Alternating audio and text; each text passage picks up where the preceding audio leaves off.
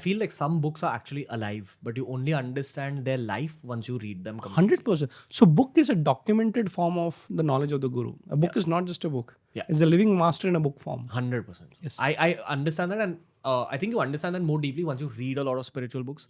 The other book I'd really highly recommend to people is anything written by Sadhguru himself.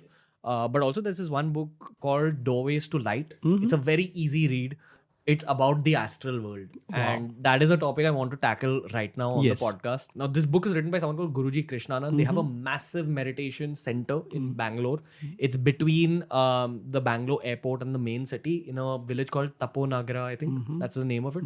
I highly recommend you read that book if you're interested in this concept of your soul leaving your body and traveling around the world. Like as in your consciousness and your mind using that pole vaulting technique, getting past your own physical body and then going and seeing the world and the universe. Yes. It's a very deep book. It's not everyone's cup of tea. Yeah. A lot of people don't understand. A lot of people laugh upon this. Yeah. I also strongly recommend this one sentence which you should register in your head. True knowledge is knowing that you know nothing. I just feel that with the topic we're going to talk about right now, it might seem a little crazy, but keep listening. So, sir, I'm going to let you elaborate on what is the physical body versus what is the astral body. Yeah, sure. So we're talking about astral bodies, astral travel, astral meditation. It's a different plane altogether. So what happens is that many people who are the beginners may not even believe it, saying that aisa hota nahi hai, how can you just go out and travel the world and come back? But there are enough evidences of people actually having out of the body experiences. And many people say, once a person is dead, can he come back? Of course he can. There is a process. And I'm here not going to tell you about the out of the body experiences. But let me tell you, I have personally actually gone through these experiences. Same. So exactly. So what is happening is that till you experience it, it's like talking about sugar to somebody who has never tasted it. 100%. And saying, how does sugar actually taste? I think it's very sweet. What do you mean by sweet? Sweet means this. I don't understand this.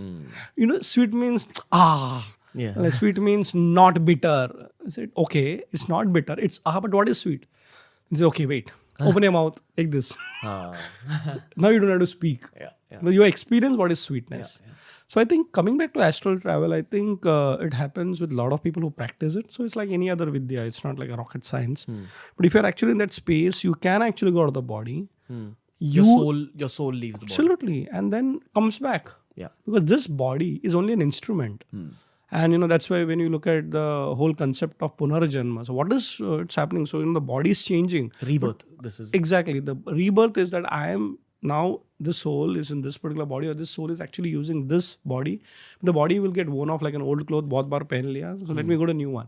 So actually a body is traveling from one birth to another.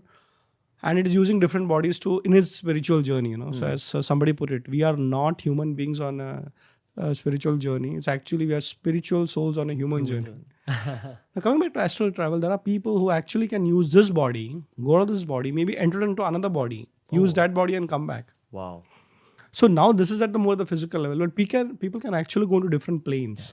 I also feel that, all these things are beyond science, but you should also understand that science isn't as advanced as you think it is. There's still a lot for science to discover, especially the Western world. The Vedas, the ancient Indian books talk about things like this. And this is something you will not believe because you are tuned to reading your textbooks, understanding that the world works according to physics, chemistry, biology, maths, when there might be a fifth subject which you don't even know about. So this is that subject. So just listen to it with an open mind. Also understand that this is why I don't eat non-veg and I don't drink alcohol. Because if you make your body impure, you don't get beautiful experiences like this. So remember one thing, beer biceps is beyond beer. Yeah. And beyond biceps also. Pretty much, yeah.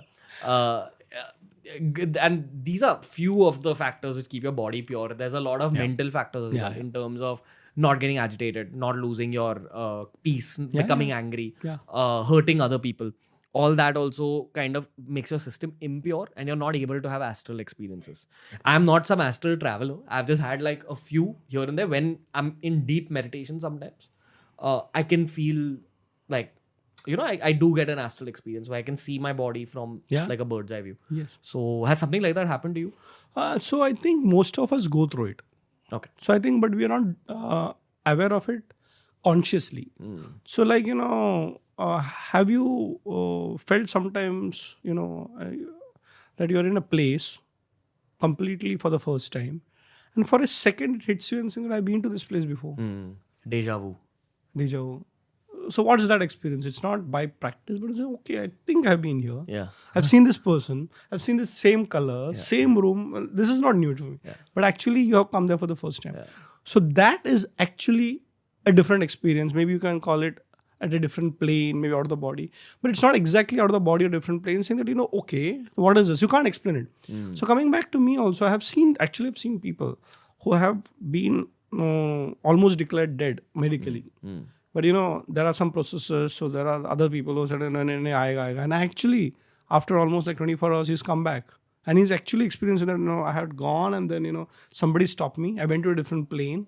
And it's like, no, you have to go back. So, and there are many books also. So I'm not saying it is about science. It's also about real experiences. So there's a very famous book called as the Law of the Spirit World. I don't know if you heard about it. It's actually written by a person who actually was made to write through a spirit. Wow. So yeah. So, and it is not, don't get frightened. It's not horror. Yeah. So when you say somebody makes you write a book, it's not like some devil entering into you. So you're actually allowing somebody to use your body, some divine soul. Yeah. So many people, when they say it's like black magic, no, it's not black magic. It's maybe white magic. Yeah. So you're allowing yourself to get empty and said, okay. So there are a lot of souls in this particular world who wants to do a noble work. But they don't find a noble soul. So mere paas acha kaam kar, I want to do something very noble. But so here is a guy. They actually go and request him, can I use your body? If you allow it, actually a lot of noble works happen. So let me tell you, since you're asking about my experience, one of the spiritual masters used to tell something very deep. He said, the God also looks at the right people to do his work. But the question is that, are you that right person? So coming back to astral world, there are a lot of people, we call them Rishi Munis, and there are Sapta Rishis who are always there. They're all around, and there are Chiranjeevis, they never die. So if you look at Hanumanji, there are a lot of people who say, when did Hanumanji actually die? He never died, And there are great Rishis who are still around. So, but in the astral world, you're saying? They are in that world and this world simultaneously. So they travel in the astral world, but they come back to our world. People have experiences with them. So I think what is very important in that, let us not look at this world only being what we touch and feel and see. Yeah. There's something beyond what we can feel around us. And us. it exists parallelly. Yeah. Like if you look at this coffee glass, there are many dimensions to it. So one is the color, the shape, but it's also got heat. So can you see the heat? But it's hot. Okay. At the same time, there is a quality of, the material. So what happens is that it's like a sponge, So take a sponge and put it into hot water and take away everything. So if you look at the sponge, they say there is wetness in it, there is heat in it, there are pores also in it, and there's a color and a shape to it. Now, they're not different. They're all properties of the same object at the same time. Yeah. So I think the mind also can think simultaneously. It can be at two places simultaneously. It can travel and come back. And there are a lot of cases about, astral traveling at the physical level, I would say. So I don't know if you heard about stories of great realized souls. So they have been seen at two different physical places at the same time. Yeah. So we were at 7 o'clock here and somebody says, but he was 7 o'clock at my place, which is like, 200 kilometers away. So no. So I have a photograph. 7 o'clock, this particular place. And I said, no, I also have a photograph. Look, it's my mobile and you tally. Strange, right? But it's possible. So there are people who have used the same physical body to multiply. Then there is astral traveling. People go from this body, help out somebody, come back and use this particular body. Yeah. So let me give a very famous example from our Indian scriptures and history, I would say.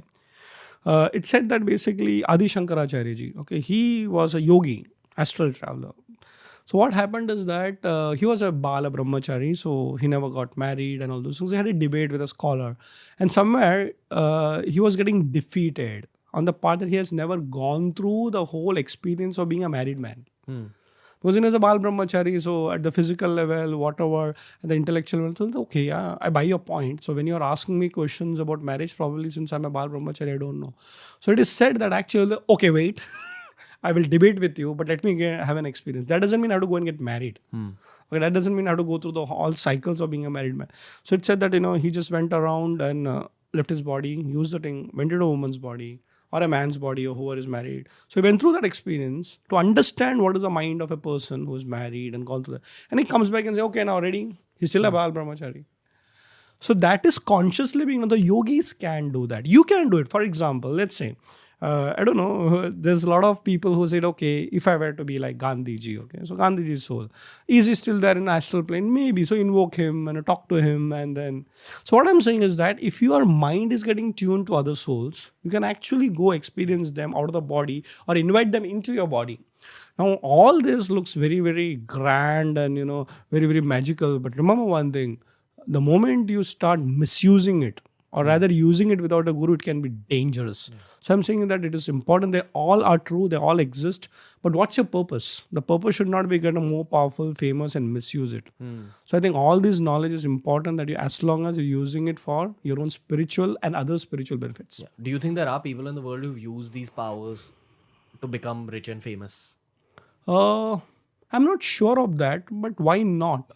So I think a person who's rich and famous for me is at two levels. The people who have actually, put a lot of hard efforts and say, I have become rich. But the real rich people feel that there is a karmic connection to it. So I don't just become rich overnight, So I think there is a blessings of maybe the divine universe or some God that you believe in. So I think I have met a lot of rich, super rich people across the globe. They're truly humble because, in spite of all the efforts that we put, there is something beyond which they feel, which we don't feel. Yeah, and they sometimes don't explain it. Yeah. So you try to tell them, what is the secret of your success? Bill Gates said it very nicely. Probably luck. Yeah. So I'm saying that's a quite an evolved statement. He's just writing off saying that I'm not successful because I am great. It's luck. So maybe one factor. But probably he must have its own destinies and karmas he's gone through. And that's why they're so humble. Yeah. In fact, I could see a lot of spiritual connection with people like, even Steve Jobs for that matter. Yeah. So as a young person, if you look at it, he was going around like a hippie, But the later part of Steve Jobs is very different from the first. He's gone through a lot of experiences, the bad days in Apple. He was kicked out from his own company. But he also officially quotes that he was a part of the Hare Krishna, he goes there. So somewhere, if you look at connect the dots, as you say, you find these souls who become rich, even for that matter, Rockefeller, they're all people who are at a very different level. They're at the physical level, they're like you and me. But the reality is that the mind is a very evolved mind. And I think somewhere they have those secrets which probably they never disclose. 100%. So I think why did Steve Jobs not allow his children to use iPhone? Everybody knows about it. It's a very strange story. The person who actually made iPhone for the whole world actually discouraged his own children from using it. So they knew that technology which I created may be distraction to a different level of growth. Yeah, 100%. So I think it's important to understand that spirituality has to be the base even to understand success at the material level. Yeah. But coming back to astral travel, I know a lot of the listeners are still stuck on that. How do people get astral experiences? Like, what do you have to do to get an astral experience? So 2-3 things, I think. If you're really interested in astral travel, I think first of all, sit quietly, maybe pray to God or universe and say, oh, mere ko astral travel ka experience de do. It's like, a small child who actually saw somebody else having a chocolate. Okay, and then he comes home and says, mama, please. Yeah. You don't know where the chocolate is coming from, which shop to go to. So I think you first put the thought into the universe. Okay, that's a very basic level. But I think what's very important is to probably read about it, practice it, understand it, and try baby steps. Yeah. And I would say that for all those people who want to actually get into the real experience, please find a guru. But as I told you, before you find a guru, you have to be really sincere student. Yeah. So maybe you can read about it, try about it, all those things. Yeah. But it's very important that you start with the help of those people who already are in a group. So probably the spiritual organizations. Yeah. There could be organizations which actually practice these sciences. Yeah. So become a part of it, because don't make it a lonely journey. Have some people who have traveled the journey before you, and they will give you those experiences. Yeah.